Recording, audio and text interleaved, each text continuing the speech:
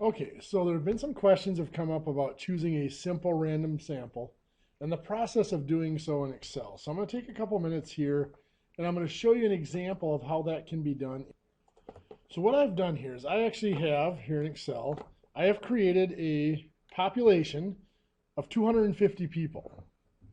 And I've just labeled them, I've named them 1 through 250. So real creative with my names there. What I want to now do is I want to select randomly, I'm going to select a sample of, let's say we're going to select a sample of 30 from the population of 250.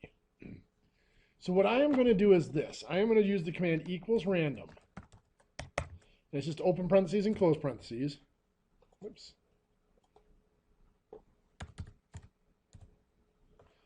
I'm just going to do equals RAND, I guess, is the command now. So just equals RAND with the open and close parentheses. And what that does is it creates a random number between 0 and 1. And I'm just going to fill that command now. Now notice that right now that is 0.7213. Every time I do anything in Excel, Excel is going to recalculate that random number. So I'm going to copy this down and it'll calculate a new random number for each of these items. So all of them have a random number between 0 and 1. And as I pointed out before, if I go back up to the top, this one has now changed. Every time I do something executable, those numbers will change. Like if I just hit enter, oh, that one didn't do it, but let's say I hit equal this times itself. That was a calculatable function, so it reassigned those random numbers. I delete it. Every time I do something that requires Excel to recalculate anything, it'll recalculate the sheet. And that random number generator is a calculation. So anytime you make Excel do a calculation, it recalculates everything, so it recalculates that random number. So here's what we're going to do is we're going to copy that column, and then we are going to repaste it. And we're just going to do paste here where it says values. So now if I click on one of these, it's now a number and it's no longer a formula.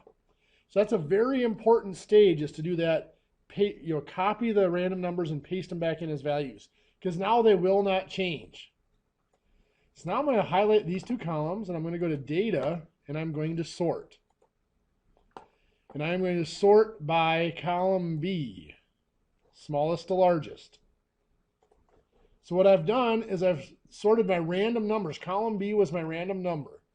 And I've got the smallest random numbers first and the largest ones last. You can see these are up in the 0.9s. So my sample of 30 is just going to be the first 30 items. So I'm going to shrink this down just a little bit. So you can see these numbers here are the ones that are in my sample. So the population items that are associated with those numbers are the ones that made it in my sample of 30. And it is that simple to select a random sample. And this is actually considered a simple random sample, because not only did every item in that sample in that population have an equal chance of being in the sample, every group of size 30 had an equal chance. It was possible for any group to end up in there. So there's my sample right there. So I can copy and paste that over here. Those are the numbers that are in my sample. And I can even go ahead and sort that if I want to, so they're in order from smallest to largest. But that is how you can use Excel to select a simple random sample. The key again is that process where I went and I copied my random numbers, then I pasted them back over themselves as values. So you do paste values so that it gets the formula out of there. Otherwise, what will happen, let me just go back and redo this. I'll do it on another sheet. So we'll take these up to 250. Oops. So I've got them assigned 1 through 250 again. Equals rand.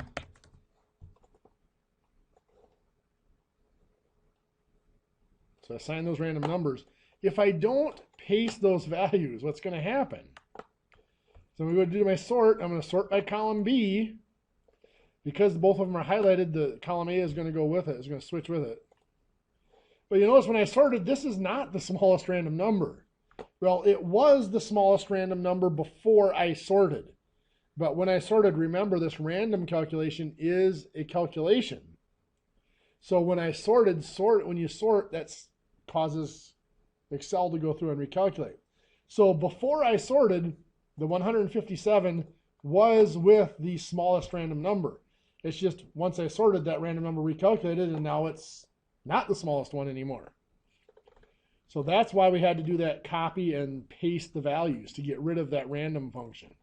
Otherwise, every time we try to do something with it, it's going to resort those or recalculate those random numbers, and they won't be. Now, if realistically, I could just go ahead and take these first 30 would still be a random sample, even though these are no longer the smallest random numbers anymore.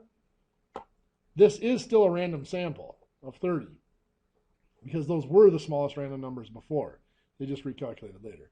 So if you forget to copy and paste them back in, it doesn't matter. You just have to trust that these first 30 or however large of a sample you're going to take are still randomly selected. So it does still work if you don't copy and paste the values back over. It just, some people get nervous when they look at this and say, these aren't the smallest numbers. What, did it sort wrong? No, it did not sort wrong. It sorted them correctly. It's just after it sorted, it recalculated. Okay, so that is using Excel to extract a simple random sample.